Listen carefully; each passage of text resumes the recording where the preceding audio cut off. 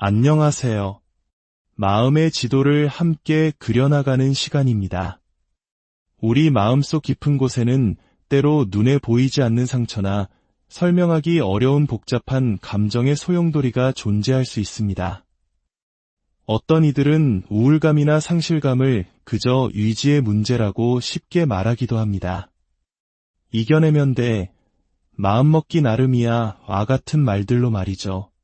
하지만 때로는 우리의 의지만으로는 어찌할 수 없는 뇌의 화학적 불균형이나 깊이 각인된 심리적 패턴이 우리의 삶을 뒤흔들기도 합니다. 오늘은 바로 그 보이지 않는 마음의 영역, 그 중에서도 우리 자신과 관계를 이해하는데 매우 중요한 열쇠가 될 수 있는 두 가지 성격 장애, 바로 경계선 성격 장애와 자기애성 성격 장애에 대해 깊이 있게 이야기 나눠보고자 합니다. 이 두 가지 마음의 상태는 어떻게 다르며 우리 삶에 어떤 영향을 미치는지, 그리고 우리는 이를 어떻게 이해하고 나아가야 하는지 함께 탐색해 보겠습니다. 첫 번째로 경계선 성격 장애에 대해 알아보겠습니다. 이 장애의 가장 깊은 뿌리에는 영혼을 잠식하는 듯한 극심한 버림받을 것에 대한 두려움이 자리 잡고 있습니다. 이 두려움은 너무나도 강력해서 사소한 일에도 감정이 극과 극을 오가는 롤러코스터를 타게 만듭니다. 예를 들어 사랑하는 사람이 사랑해라는 말을 한 번 잊었다는 이유만으로 그 사람의 마음이 변했고 곧 나를 떠날 것이라는 극단적인 공포에 휩싸입니다. 그리고 그 공포는 분노라는 형태로 폭발합니다. 어떻게 나한테 이럴 수 있어? 라며 상대를 것에게 몰아붙이지만 사실 그 내면에는 제발 나를 떠나지 말아줘 라는 처절한 외침이 숨어 있는 것이죠. 하지만 역설적이게도 이렇게 분노를 표출하며 상대를 밀어내는 행동은 결국 자신이 가장 두려워하는 버림받는 상황을 스스로 만들어내는 비극적인 악순환으로 이어집니다. 1시간, 아니 단 59분 안에도 기쁨, 슬픔, 공포, 분노의 감정이 채찍질하듯 휘몰아치는 경험. 당사자는 물론이고 곁에 있는 사람마저 감정의 소용돌이에 함께 휘말려 탈진하게 만듭니다. 이것이 바로 경계선 성격 장애를 겪는 이들이 느끼는 고통의 현실입니다. 이들은 자신의 행동으로 인해 관계가 망가진 후에 종종 깊은 후회와 죄책감에 시달립니다. 내가 왜 그랬을까? 정말 미안해. 내가 문제가 많아라며 자책하고 상대에게 매달리지만 근본적인 버림받을 것에 대한 두려움이 해결되지 않는 한 이 고통스러운 사이클은 계속해서 반복될 수 있습니다. 만약 여러분 자신이나 주변 사람이 이러한 패턴을 보인다면 혼자 끙끙 앓기보다는 반드시 전문가의 도움을 구하는 용기가 필요합니다. 그렇다면 자기애성 성격 장애는 어떨까요? 경계선 성격 장애와는 그 본질부터가 다릅니다. 이들의 핵심에는 공감 능력의 부재가 있습니다. 그들은 자신의 행동에 대해 후회하거나 죄책감을 느끼지 못합니다. 오히려 그들의 주된 행동 양식은 상대를 조종하고 통제하고 경멸하며 자신보다 하찮은 존재로 만들어 자신의 우월감을 확인하는 것입니다. 흔히들 자기애성 성격 장애를 가진 사람들이 자존감이 낮고 약한 사람만을 먹잇감으로 삼는다고 생각하지만 실상은 정반대인 경우가 많습니다. 그들은 오히려 누구보다 자존감이 높고 자신을 사랑하며 빛나는 사람에게 본능적으로 끌립니다. 왜냐하면 그들에게는 도전 과제가 필요하기 때문입니다. 저렇게 단단하고 빛나는 사람을 내 마음대로 무너뜨릴 수 있을까 하는 뒤틀린 욕망이 그들을 움직이는 것이죠. 그들은 상대방의 영혼을 서서히 갉아먹는 과정을 통해 자신의 존재 가치를 확인하려 합니다. 이들은 가스라이팅과 같은 교묘한 심리 조종 기술을 사용합니다.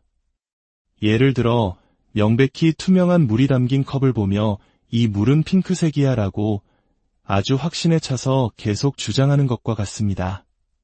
처음에는 아니야, 투명한 색이잖아 라고 반박하던 사람도 상대방의 흔들림 없는 확신에 계속 노출되다 보면 어느 순간 스스로를 의심하게 됩니다. 혹시 내가 색을 잘못 보고 있는 건가? 저 사람이 저렇게 확신하는 데에는 이유가 있지 않을까? 결국 자신의 현실 감각마저 불신하게 되고 상대방이 만들어 놓은 거짓된 현실 속에 갇히게 되는 것입니다. 제가 과거에 만났던 한 사람이 그랬습니다. 한 번은 코미디쇼를 보러 갔는데 공연이 끝난 후 한 여성이 제게 다가와 정말 아름다우세요. 제가 본 사람 중에 가장 아름다워요. 라고 진심 어린 칭찬을 해주었습니다. 저는 감사한 마음을 전했고 그 여성은 자리를 떠났습니다.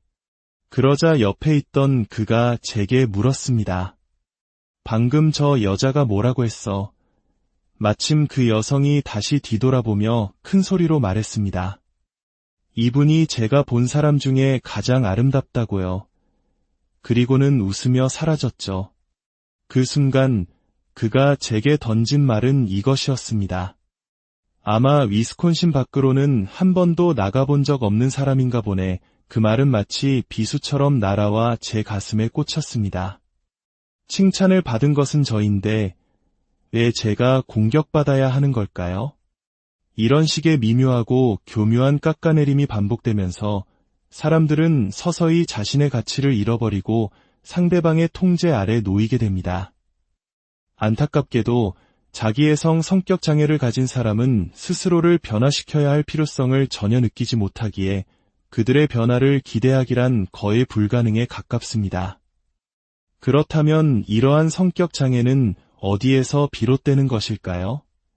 많은 전문가들은 이것이 선천적인 기질, 즉 뇌의 특정 회로가 다르게 연결되고 작동하는 방식에서 기인한다고 봅니다.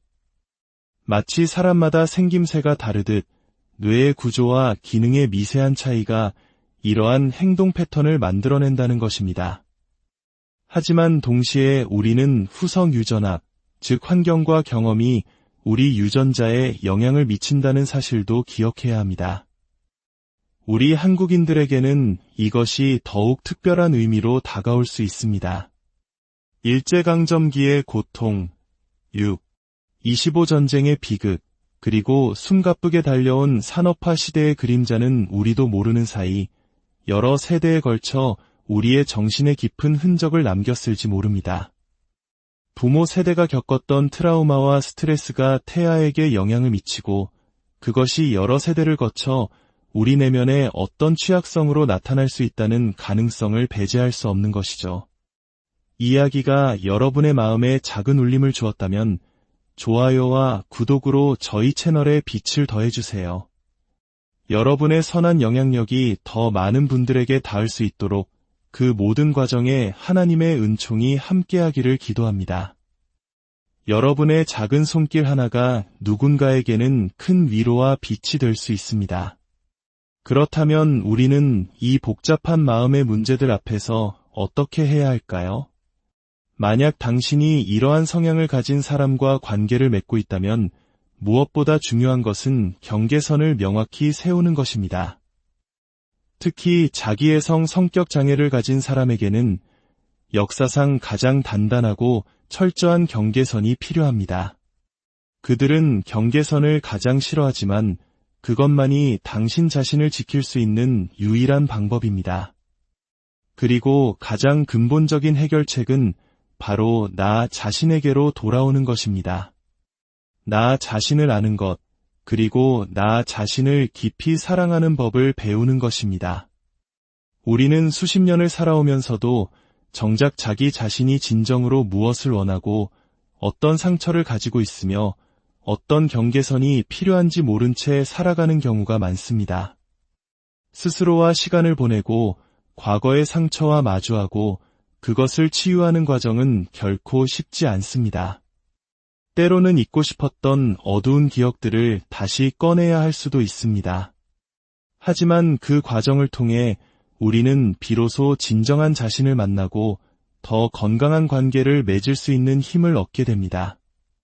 저는 매일 아침 명상과 기도를 통해 하루를 시작합니다. 그것은 단순히 무언가를 비는 행위가 아닙니다.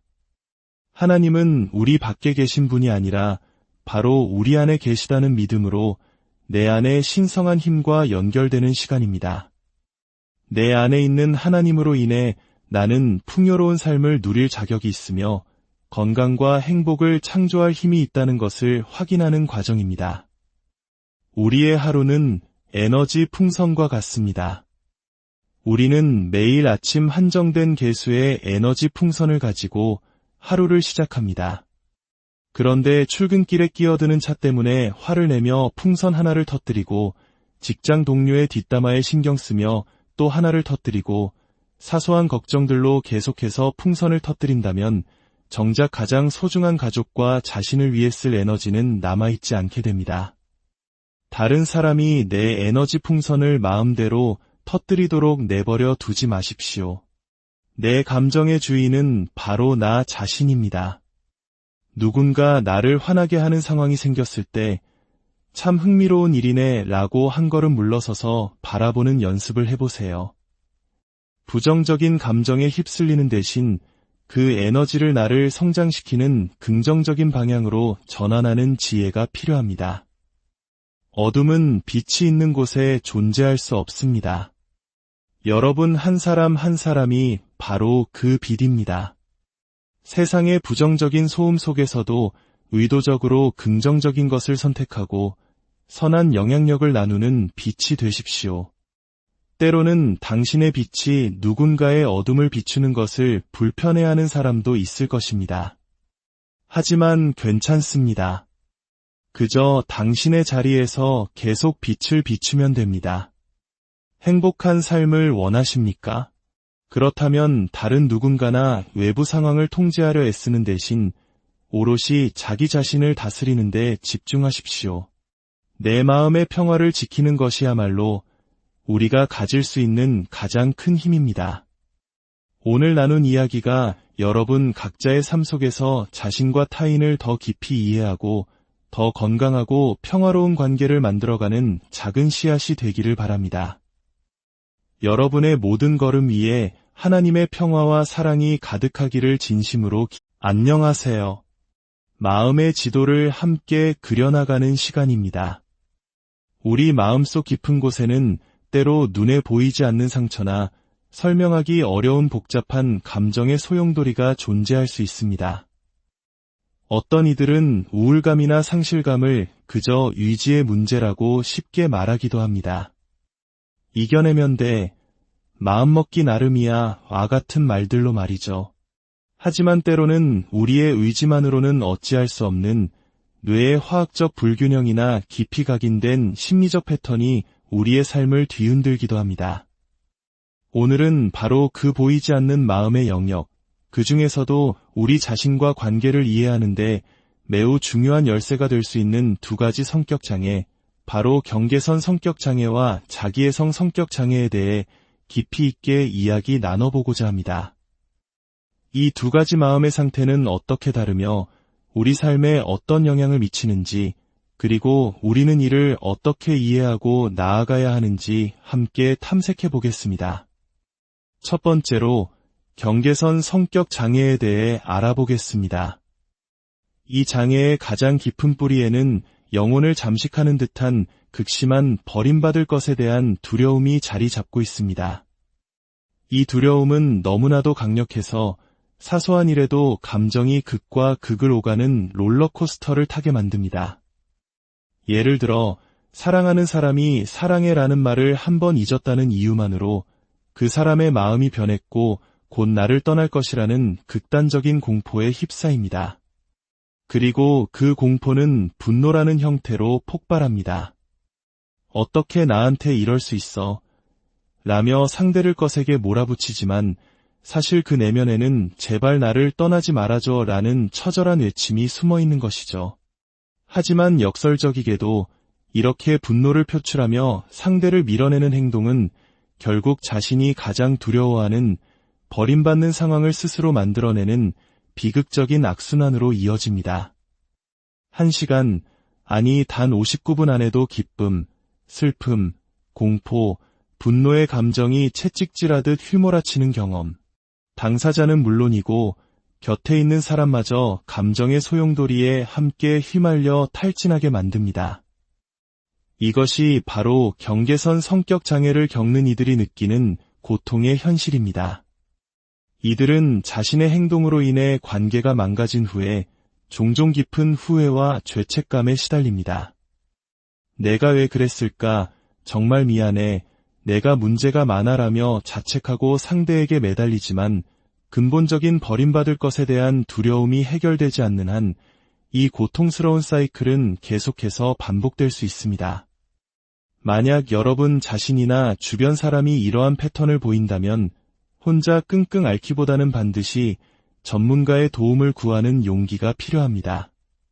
그렇다면 자기애성 성격 장애는 어떨까요? 경계선 성격 장애와는 그 본질부터가 다릅니다. 이들의 핵심에는 공감 능력의 부재가 있습니다. 그들은 자신의 행동에 대해 후회하거나 죄책감을 느끼지 못합니다. 오히려 그들의 주된 행동 양식은 상대를 조종하고 통제하고 경멸하며 자신보다 하찮은 존재로 만들어 자신의 우월감을 확인하는 것입니다. 흔히들 자기애성 성격 장애를 가진 사람들이 자존감이 낮고 약한 사람만을 먹잇감으로 삼는다고 생각하지만 실상은 정반대인 경우가 많습니다. 그들은 오히려 누구보다 자존감이 높고 자신을 사랑하며 빛나는 사람에게 본능적으로 끌립니다. 왜냐하면 그들에게는 도전 과제가 필요하기 때문입니다. 저렇게 단단하고 빛나는 사람을 내 마음대로 무너뜨릴 수 있을까 하는 뒤틀린 욕망이 그들을 움직이는 것이죠. 그들은 상대방의 영혼을 서서히 갉아먹는 과정을 통해 자신의 존재 가치를 확인하려 합니다. 이들은 가스라이팅과 같은 교묘한 심리 조종 기술을 사용합니다. 예를 들어 명백히 투명한 물이 담긴 컵을 보며 이 물은 핑크색이야 라고 아주 확신에 차서 계속 주장하는 것과 같습니다. 처음에는 아니야, 투명한 색이잖아 라고 반박하던 사람도 상대방의 흔들림 없는 확신에 계속 노출되다 보면 어느 순간 스스로를 의심하게 됩니다. 혹시 내가 색을 잘못 보고 있는 건가? 저 사람이 저렇게 확신하는 데에는 이유가 있지 않을까?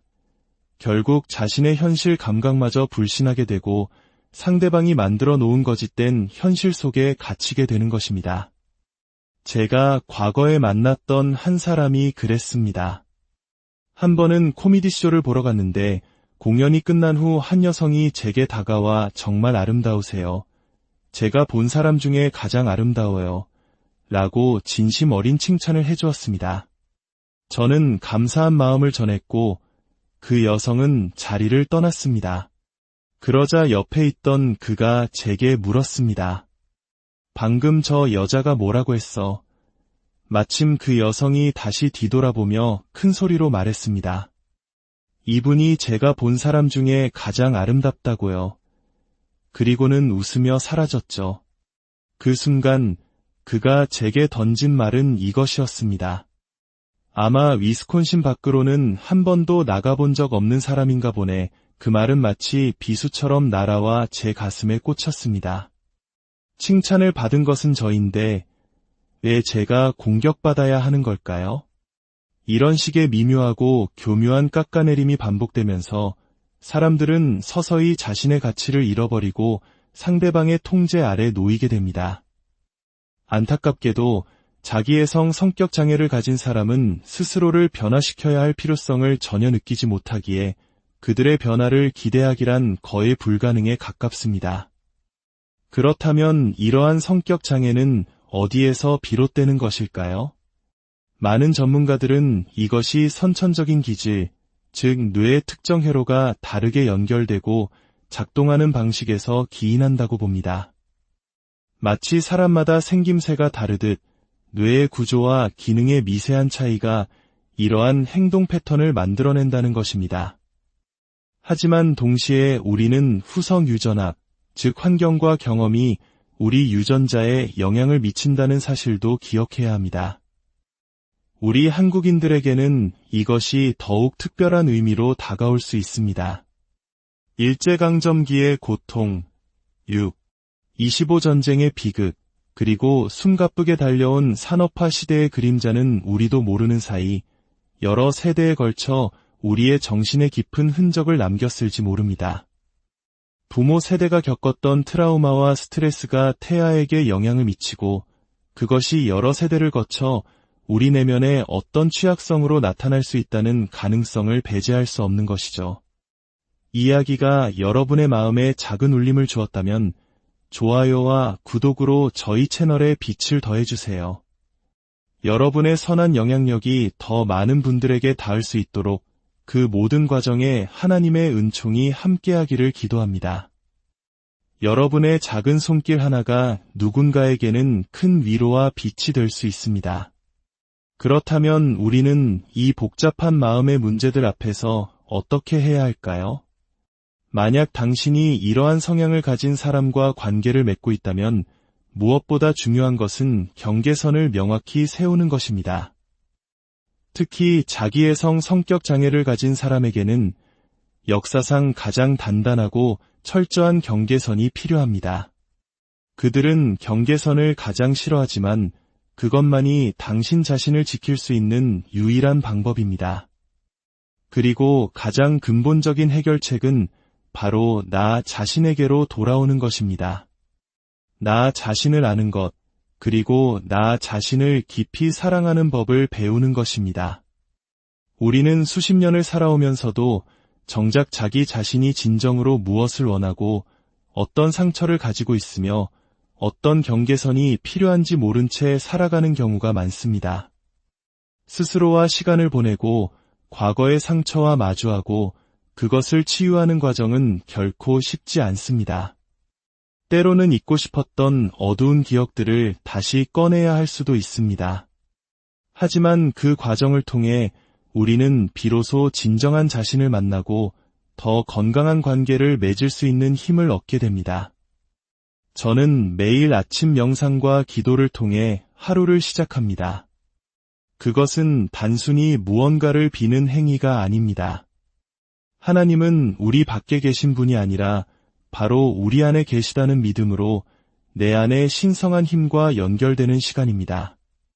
내 안에 있는 하나님으로 인해 나는 풍요로운 삶을 누릴 자격이 있으며 건강과 행복을 창조할 힘이 있다는 것을 확인하는 과정입니다.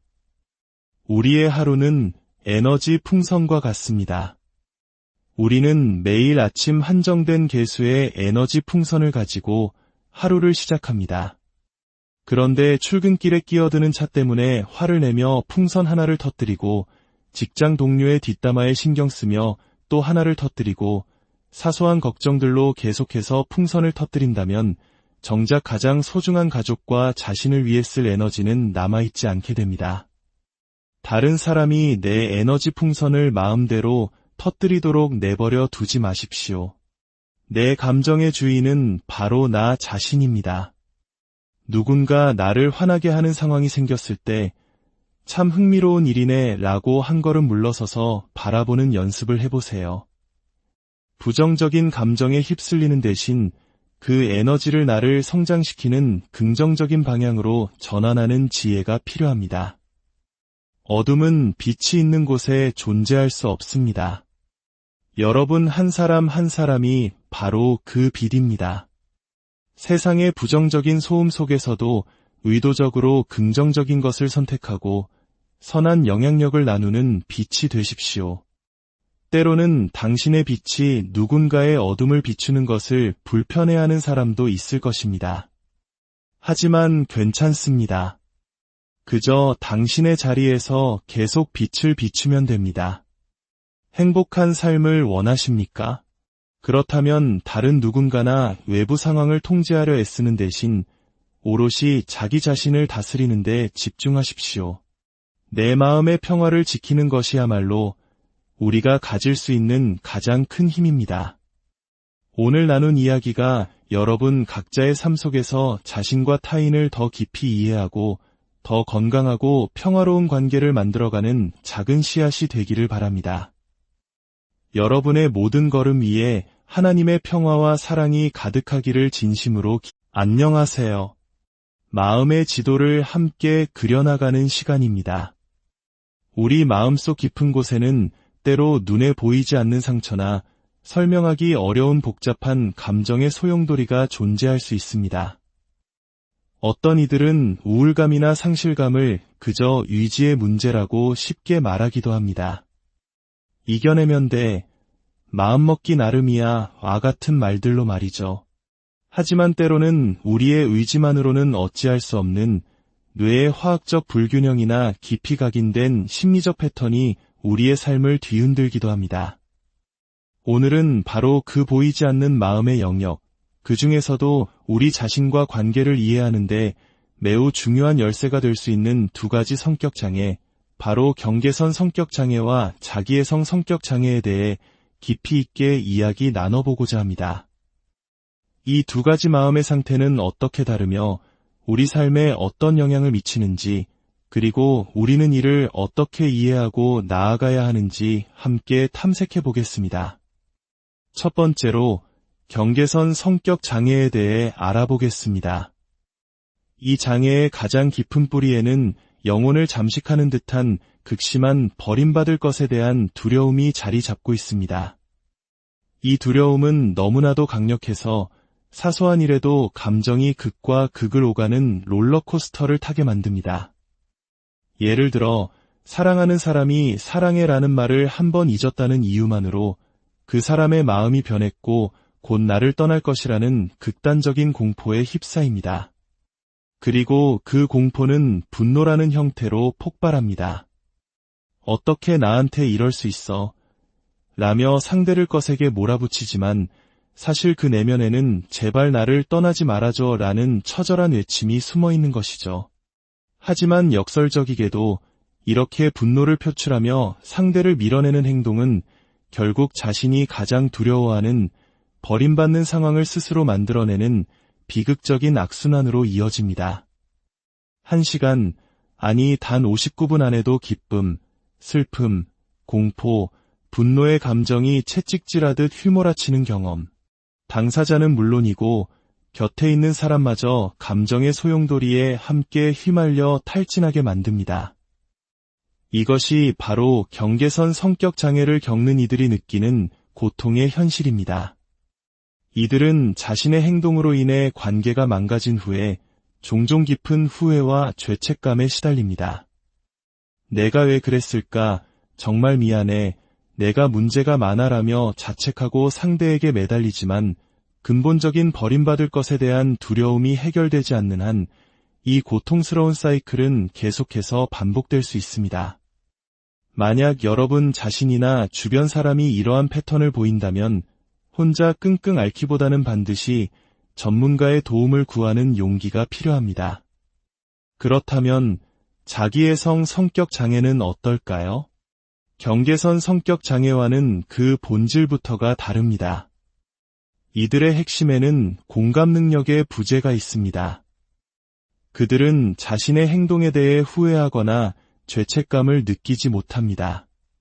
오히려 그들의 주된 행동 양식은 상대를 조종하고 통제하고 경멸하며 자신보다 하찮은 존재로 만들어 자신의 우월감을 확인하는 것입니다. 흔히들 자기애성 성격 장애를 가진 사람들이 자존감이 낮고 약한 사람만을 먹잇감으로 삼는다고 생각하지만 실상은 정반대인 경우가 많습니다. 그들은 오히려 누구보다 자존감이 높고 자신을 사랑하며 빛나는 사람에게 본능적으로 끌립니다. 왜냐하면 그들에게는 도전 과제가 필요하기 때문입니다. 저렇게 단단하고 빛나는 사람을 내 마음대로 무너뜨릴 수 있을까 하는 뒤틀린 욕망이 그들을 움직이는 것이죠. 그들은 상대방의 영혼을 서서히 갉아먹는 과정을 통해 자신의 존재 가치를 확인하려 합니다. 이들은 가스라이팅과 같은 교묘한 심리 조종 기술을 사용합니다. 예를 들어 명백히 투명한 물이 담긴 컵을 보며 이 물은 핑크색이야 라고 아주 확신에 차서 계속 주장하는 것과 같습니다. 처음에는 아니야, 투명한 색이잖아 라고 반박하던 사람도 상대방의 흔들림 없는 확신에 계속 노출되다 보면 어느 순간 스스로를 의심하게 됩니다. 혹시 내가 색을 잘못 보고 있는 건가? 저 사람이 저렇게 확신하는 데에는 이유가 있지 않을까? 결국 자신의 현실 감각마저 불신하게 되고 상대방이 만들어 놓은 거짓된 현실 속에 갇히게 되는 것입니다. 제가 과거에 만났던 한 사람이 그랬습니다. 한 번은 코미디쇼를 보러 갔는데 공연이 끝난 후 한 여성이 제게 다가와 정말 아름다우세요. 제가 본 사람 중에 가장 아름다워요. 라고 진심 어린 칭찬을 해주었습니다. 저는 감사한 마음을 전했고 그 여성은 자리를 떠났습니다. 그러자 옆에 있던 그가 제게 물었습니다.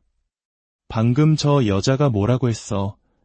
마침 그 여성이 다시 뒤돌아보며 큰 소리로 말했습니다.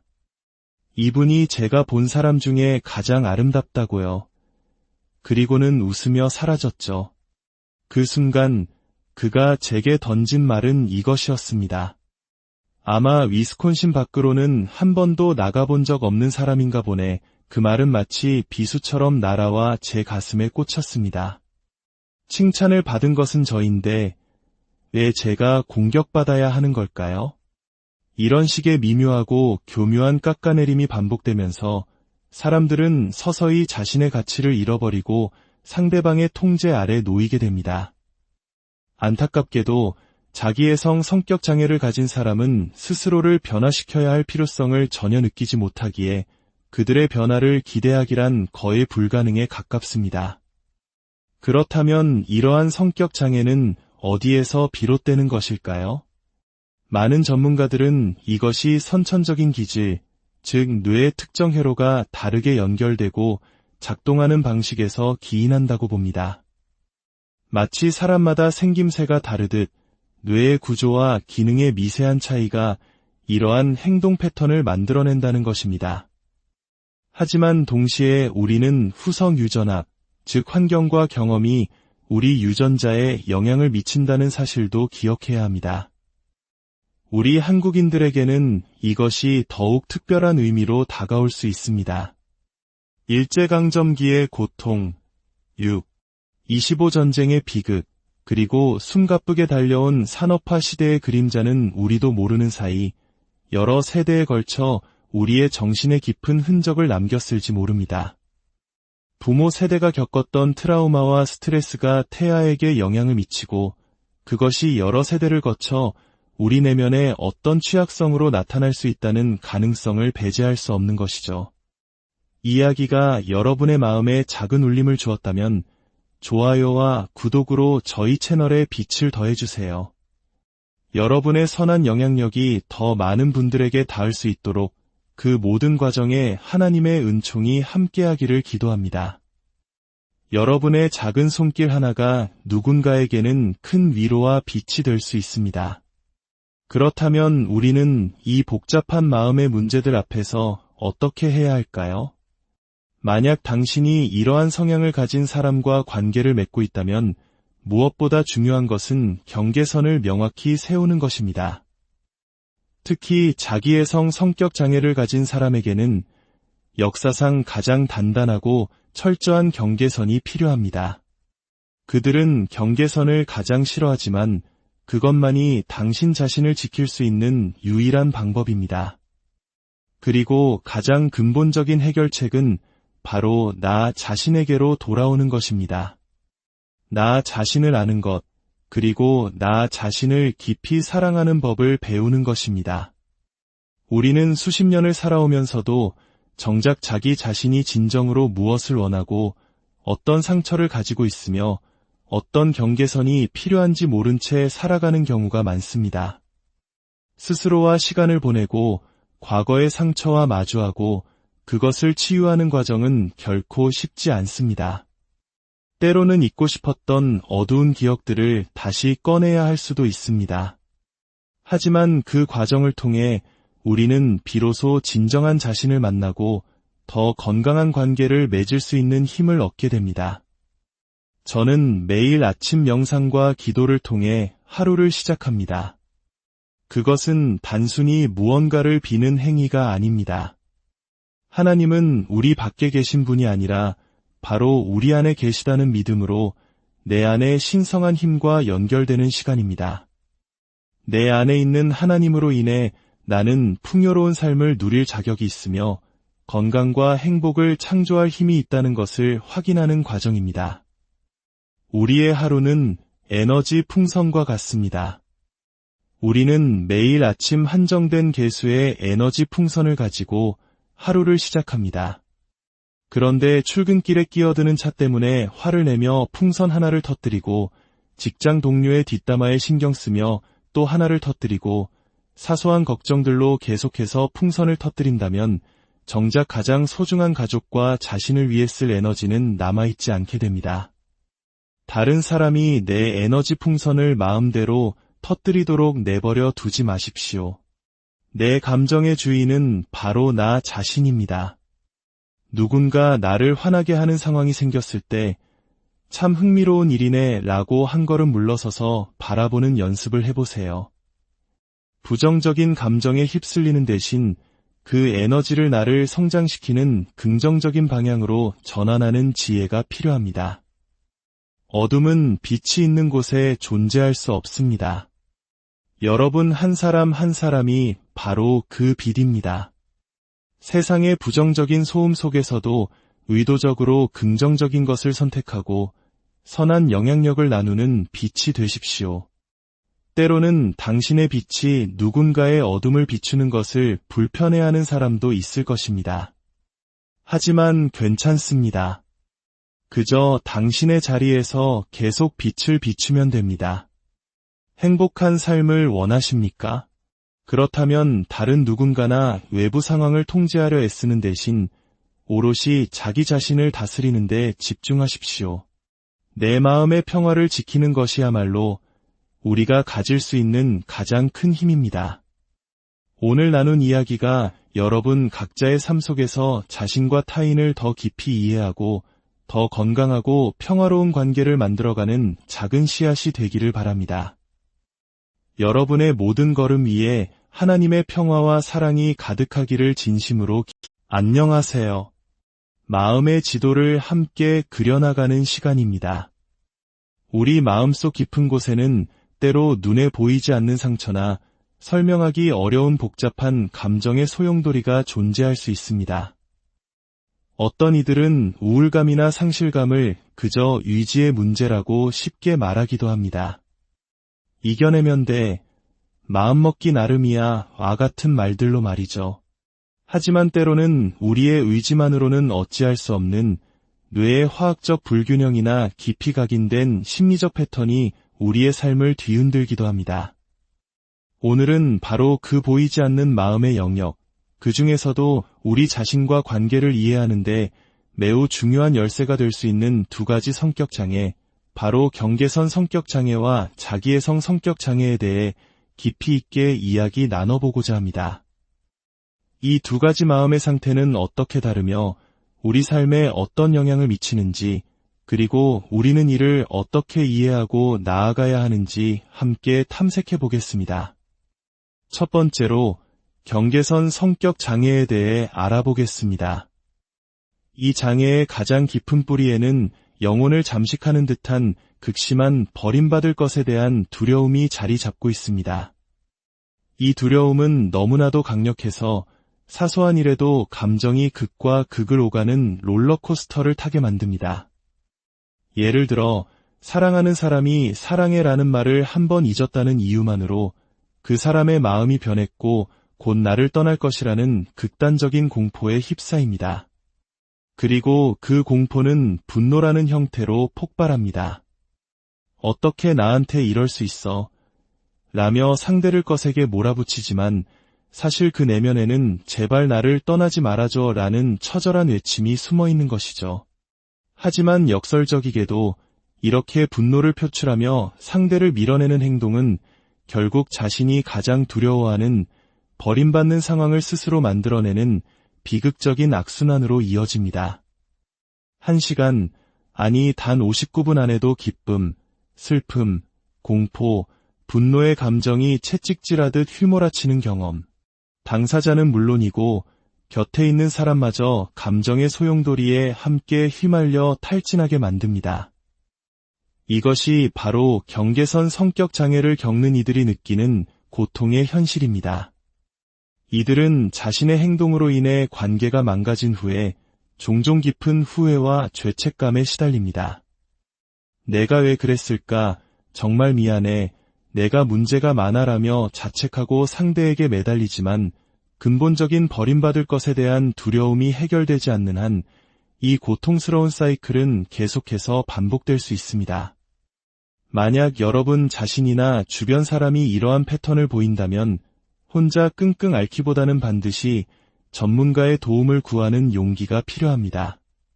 그렇다면 자기애성 성격 장애는 어떨까요? 경계선 성격 장애와는 그 본질부터가 다릅니다. 이들의 핵심에는 공감 능력의 부재가 있습니다. 그들은 자신의 행동에 대해 후회하거나 죄책감을 느끼지 못합니다. 오히려 그들의 주된 행동 양식은 상대를 조종하고 통제하고 경멸하며 자신보다 하찮은 존재로 만들어 자신의 우월감을 확인하는 것입니다.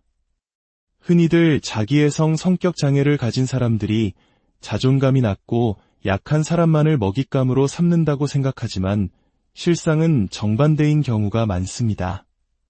그들은 오히려 누구보다 자존감이 높고 자신을 사랑하며 빛나는 사람에게 본능적으로 끌립니다. 왜냐하면 그들에게는 도전 과제가 필요하기 때문입니다. 저렇게 단단하고 빛나는 사람을 내 마음대로 무너뜨릴 수 있을까 하는 뒤틀린 욕망이 그들을 움직이는 것이죠. 그들은 상대방의 영혼을 서서히 갉아먹는 과정을 통해 자신의 존재 가치를 확인하려 합니다. 이들은 가스라이팅과 같은 교묘한 심리 조종 기술을 사용합니다. 예를 들어 명백히 투명한 물이 담긴 컵을 보며 이 물은 핑크색이야 라고 아주 확신에 차서 계속 주장하는 것과 같습니다. 처음에는 아니야, 투명한 색이잖아 라고 반박하던 사람도 상대방의 흔들림 없는 확신에 계속 노출되다 보면 어느 순간 스스로를 의심하게 됩니다. 혹시 내가 색을 잘못 보고 있는 건가? 저 사람이 저렇게 확신하는 데에는 이유가 있지 않을까? 결국 자신의 현실 감각마저 불신하게 되고 상대방이 만들어 놓은 거짓된 현실 속에 갇히게 되는 것입니다. 제가 과거에 만났던 한 사람이 그랬습니다. 한 번은 코미디쇼를 보러 갔는데 공연이 끝난 후 한 여성이 제게 다가와 정말 아름다우세요. 제가 본 사람 중에 가장 아름다워요. 라고 진심 어린 칭찬을 해주었습니다. 저는 감사한 마음을 전했고 그 여성은 자리를 떠났습니다. 그러자 옆에 있던 그가 제게 물었습니다. 방금 저 여자가 뭐라고 했어? 마침 그 여성이 다시 뒤돌아보며 큰 소리로 말했습니다. 이분이 제가 본 사람 중에 가장 아름답다고요. 그리고는 웃으며 사라졌죠. 그 순간 그가 제게 던진 말은 이것이었습니다. 아마 위스콘신 밖으로는 한 번도 나가본 적 없는 사람인가 보네. 그 말은 마치 비수처럼 날아와 제 가슴에 꽂혔습니다. 칭찬을 받은 것은 저인데 왜 제가 공격받아야 하는 걸까요? 이런 식의 미묘하고 교묘한 깎아내림이 반복되면서 사람들은 서서히 자신의 가치를 잃어버리고 상대방의 통제 아래 놓이게 됩니다. 안타깝게도 자기애성 성격 장애를 가진 사람은 스스로를 변화시켜야 할 필요성을 전혀 느끼지 못하기에 그들의 변화를 기대하기란 거의 불가능에 가깝습니다. 그렇다면 이러한 성격 장애는 어디에서 비롯되는 것일까요? 많은 전문가들은 이것이 선천적인 기질, 즉 뇌의 특정 회로가 다르게 연결되고 작동하는 방식에서 기인한다고 봅니다. 마치 사람마다 생김새가 다르듯 뇌의 구조와 기능의 미세한 차이가 이러한 행동 패턴을 만들어낸다는 것입니다. 하지만 동시에 우리는 후성 유전학, 즉 환경과 경험이 우리 유전자에 영향을 미친다는 사실도 기억해야 합니다. 우리 한국인들에게는 이것이 더욱 특별한 의미로 다가올 수 있습니다. 일제강점기의 고통, 6. 25전쟁의 비극, 그리고 숨가쁘게 달려온 산업화 시대의 그림자는 우리도 모르는 사이 여러 세대에 걸쳐 우리의 정신에 깊은 흔적을 남겼을지 모릅니다.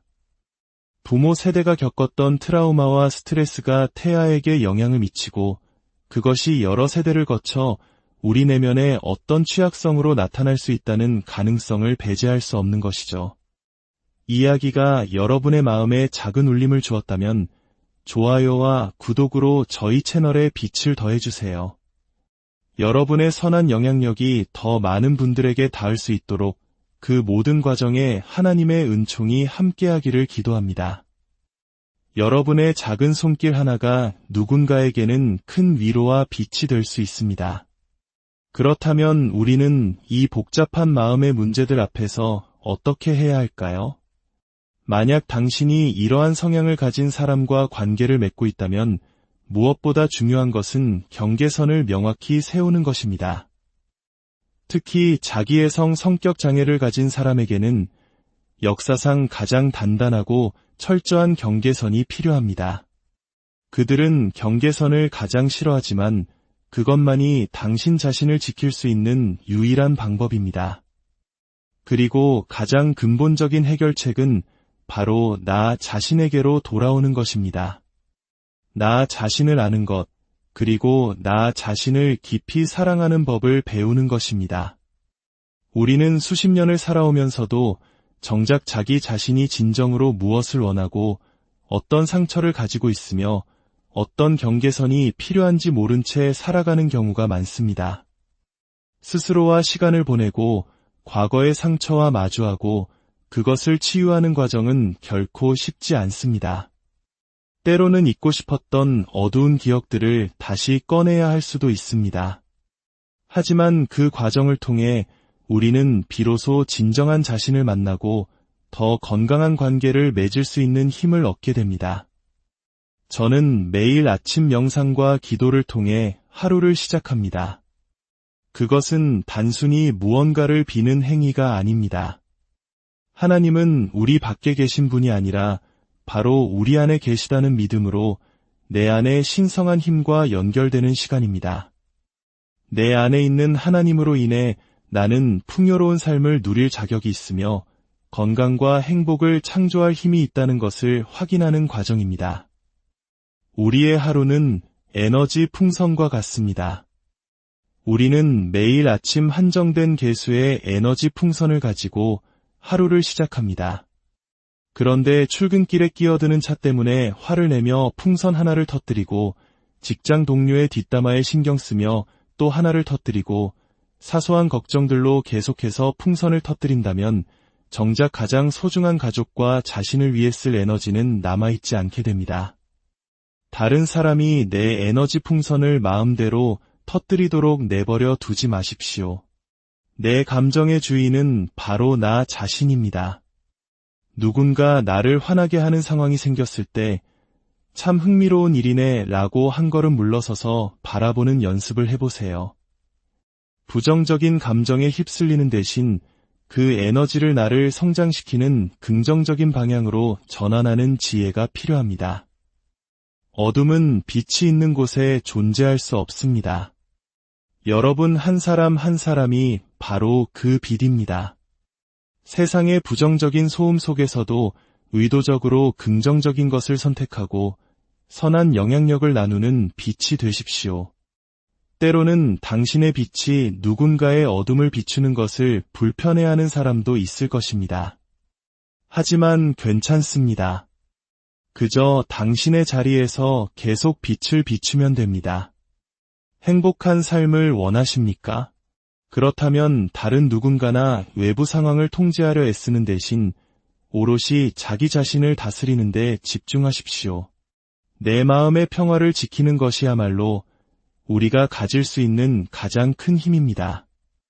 오늘 나눈 이야기가 여러분 각자의 삶 속에서 자신과 타인을 더 깊이 이해하고 더 건강하고 평화로운 관계를 만들어가는 작은 씨앗이 되기를 바랍니다. 여러분의 모든 걸음 위에 하나님의 평화와 사랑이 가득하기를 진심으로 안녕하세요. 마음의 지도를 함께 그려나가는 시간입니다. 우리 마음속 깊은 곳에는 때로 눈에 보이지 않는 상처나 설명하기 어려운 복잡한 감정의 소용돌이가 존재할 수 있습니다. 어떤 이들은 우울감이나 상실감을 그저 의지의 문제라고 쉽게 말하기도 합니다. 이겨내면 돼, 마음먹기 나름이야 와 같은 말들로 말이죠. 하지만 때로는 우리의 의지만으로는 어찌할 수 없는 뇌의 화학적 불균형이나 깊이 각인된 심리적 패턴이 우리의 삶을 뒤흔들기도 합니다. 오늘은 바로 그 보이지 않는 마음의 영역, 그 중에서도 우리 자신과 관계를 이해하는데 매우 중요한 열쇠가 될 수 있는 두 가지 성격 장애, 바로 경계선 성격 장애와 자기애성 성격 장애에 대해 깊이 있게 이야기 나눠보고자 합니다. 이 두 가지 마음의 상태는 어떻게 다르며 우리 삶에 어떤 영향을 미치는지, 그리고 우리는 이를 어떻게 이해하고 나아가야 하는지 함께 탐색해 보겠습니다. 첫 번째로 경계선 성격 장애에 대해 알아보겠습니다. 이 장애의 가장 깊은 뿌리에는 영혼을 잠식하는 듯한 극심한 버림받을 것에 대한 두려움이 자리 잡고 있습니다. 이 두려움은 너무나도 강력해서 사소한 일에도 감정이 극과 극을 오가는 롤러코스터를 타게 만듭니다. 예를 들어 사랑하는 사람이 사랑해라는 말을 한 번 잊었다는 이유만으로 그 사람의 마음이 변했고 곧 나를 떠날 것이라는 극단적인 공포에 휩싸입니다. 그리고 그 공포는 분노라는 형태로 폭발합니다. 어떻게 나한테 이럴 수 있어? 라며 상대를 거세게 몰아붙이지만 사실 그 내면에는 제발 나를 떠나지 말아줘 라는 처절한 외침이 숨어 있는 것이죠. 하지만 역설적이게도 이렇게 분노를 표출하며 상대를 밀어내는 행동은 결국 자신이 가장 두려워하는 버림받는 상황을 스스로 만들어내는 비극적인 악순환으로 이어집니다. 1시간, 아니 단 59분 안에도 기쁨, 슬픔, 공포, 분노의 감정이 채찍질하듯 휘몰아치는 경험. 당사자는 물론이고 곁에 있는 사람마저 감정의 소용돌이에 함께 휘말려 탈진하게 만듭니다. 이것이 바로 경계선 성격 장애를 겪는 이들이 느끼는 고통의 현실입니다. 이들은 자신의 행동으로 인해 관계가 망가진 후에 종종 깊은 후회와 죄책감에 시달립니다. 내가 왜 그랬을까? 정말 미안해. 내가 문제가 많아라며 자책하고 상대에게 매달리지만 근본적인 버림받을 것에 대한 두려움이 해결되지 않는 한 이 고통스러운 사이클은 계속해서 반복될 수 있습니다. 만약 여러분 자신이나 주변 사람이 이러한 패턴을 보인다면 혼자 끙끙 앓기보다는 반드시 전문가의 도움을 구하는 용기가 필요합니다. 그렇다면 자기애성 성격 장애는 어떨까요? 경계선 성격 장애와는 그 본질부터가 다릅니다. 이들의 핵심에는 공감 능력의 부재가 있습니다. 그들은 자신의 행동에 대해 후회하거나 죄책감을 느끼지 못합니다. 오히려 그들의 주된 행동 양식은 상대를 조종하고 통제하고 경멸하며 자신보다 하찮은 존재로 만들어 자신의 우월감을 확인하는 것입니다. 흔히들 자기애성 성격 장애를 가진 사람들이 자존감이 낮고 약한 사람만을 먹잇감으로 삼는다고 생각하지만 실상은 정반대인 경우가 많습니다. 그들은 오히려 누구보다 자존감이 높고 자신을 사랑하며 빛나는 사람에게 본능적으로 끌립니다. 왜냐하면 그들에게는 도전 과제가 필요하기 때문입니다. 저렇게 단단하고 빛나는 사람을 내 마음대로 무너뜨릴 수 있을까 하는 뒤틀린 욕망이 그들을 움직이는 것이죠. 그들은 상대방의 영혼을 서서히 갉아먹는 과정을 통해 자신의 존재 가치를 확인하려 합니다. 이들은 가스라이팅과 같은 교묘한 심리 조종 기술을 사용합니다. 예를 들어 명백히 투명한 물이 담긴 컵을 보며 이 물은 핑크색이야 라고 아주 확신에 차서 계속 주장하는 것과 같습니다. 처음에는 아니야, 투명한 색이잖아 라고 반박하던 사람도 상대방의 흔들림 없는 확신에 계속 노출되다 보면 어느 순간 스스로를 의심하게 됩니다. 혹시 내가 색을 잘못 보고 있는 건가? 저 사람이 저렇게 확신하는 데에는 이유가 있지 않을까? 결국 자신의 현실 감각마저 불신하게 되고 상대방이 만들어 놓은 거짓된 현실 속에 갇히게 되는 것입니다. 제가 과거에 만났던 한 사람이 그랬습니다. 한 번은 코미디쇼를 보러 갔는데 공연이 끝난 후 한 여성이 제게 다가와 정말 아름다우세요. 제가 본 사람 중에 가장 아름다워요. 라고 진심 어린 칭찬을 해주었습니다. 저는 감사한 마음을 전했고 그 여성은 자리를 떠났습니다. 그러자 옆에 있던 그가 제게 물었습니다. 방금 저 여자가 뭐라고 했어? 마침 그 여성이 다시 뒤돌아보며 큰 소리로 말했습니다. 이분이 제가 본 사람 중에 가장 아름답다고요. 그리고는 웃으며 사라졌죠. 그 순간 그가 제게 던진 말은 이것이었습니다. 아마 위스콘신 밖으로는 한 번도 나가본 적 없는 사람인가 보네. 그 말은 마치 비수처럼 날아와 제 가슴에 꽂혔습니다. 칭찬을 받은 것은 저인데 왜 제가 공격받아야 하는 걸까요? 이런 식의 미묘하고 교묘한 깎아내림이 반복되면서 사람들은 서서히 자신의 가치를 잃어버리고 상대방의 통제 아래 놓이게 됩니다. 안타깝게도 자기애성 성격 장애를 가진 사람은 스스로를 변화시켜야 할 필요성을 전혀 느끼지 못하기에 그들의 변화를 기대하기란 거의 불가능에 가깝습니다. 그렇다면 이러한 성격 장애는 어디에서 비롯되는 것일까요? 많은 전문가들은 이것이 선천적인 기질, 즉 뇌의 특정 회로가 다르게 연결되고 작동하는 방식에서 기인한다고 봅니다. 마치 사람마다 생김새가 다르듯 뇌의 구조와 기능의 미세한 차이가 이러한 행동 패턴을 만들어낸다는 것입니다. 하지만 동시에 우리는 후성 유전학, 즉 환경과 경험이 우리 유전자에 영향을 미친다는 사실도 기억해야 합니다.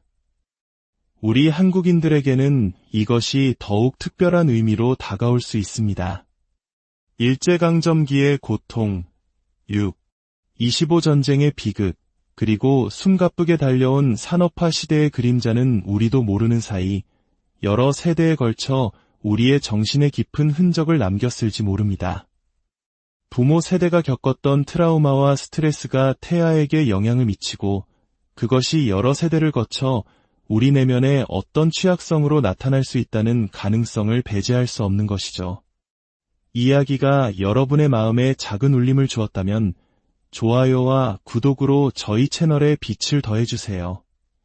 여러분의 선한 영향력이 더 많은 분들에게 닿을 수 있도록 그 모든 과정에 하나님의 은총이 함께하기를 기도합니다. 여러분의 작은 손길 하나가 누군가에게는 큰 위로와 빛이 될 수 있습니다. 그렇다면 우리는 이 복잡한 마음의 문제들 앞에서 어떻게 해야 할까요? 만약 당신이 이러한 성향을 가진 사람과 관계를 맺고 있다면 무엇보다 중요한 것은 경계선을 명확히 세우는 것입니다. 특히 자기애성 성격 장애를 가진 사람에게는 역사상 가장 단단하고 철저한 경계선이 필요합니다. 그들은 경계선을 가장 싫어하지만 그것만이 당신 자신을 지킬 수 있는 유일한 방법입니다. 그리고 가장 근본적인 해결책은 바로 나 자신에게로 돌아오는 것입니다. 나 자신을 아는 것, 그리고 나 자신을 깊이 사랑하는 법을 배우는 것입니다. 우리는 수십 년을 살아오면서도 정작 자기 자신이 진정으로 무엇을 원하고 어떤 상처를 가지고 있으며 어떤 경계선이 필요한지 모른 채 살아가는 경우가 많습니다. 스스로와 시간을 보내고 과거의 상처와 마주하고 그것을 치유하는 과정은 결코 쉽지 않습니다. 때로는 잊고 싶었던 어두운 기억들을 다시 꺼내야 할 수도 있습니다. 하지만 그 과정을 통해 우리는 비로소 진정한 자신을 만나고 더 건강한 관계를 맺을 수 있는 힘을 얻게 됩니다. 저는 매일 아침 명상과 기도를 통해 하루를 시작합니다. 그것은 단순히 무언가를 비는 행위가 아닙니다. 하나님은 우리 밖에 계신 분이 아니라 바로 우리 안에 계시다는 믿음으로 내 안에 신성한 힘과 연결되는 시간입니다. 내 안에 있는 하나님으로 인해 나는 풍요로운 삶을 누릴 자격이 있으며 건강과 행복을 창조할 힘이 있다는 것을 확인하는 과정입니다. 우리의 하루는 에너지 풍선과 같습니다.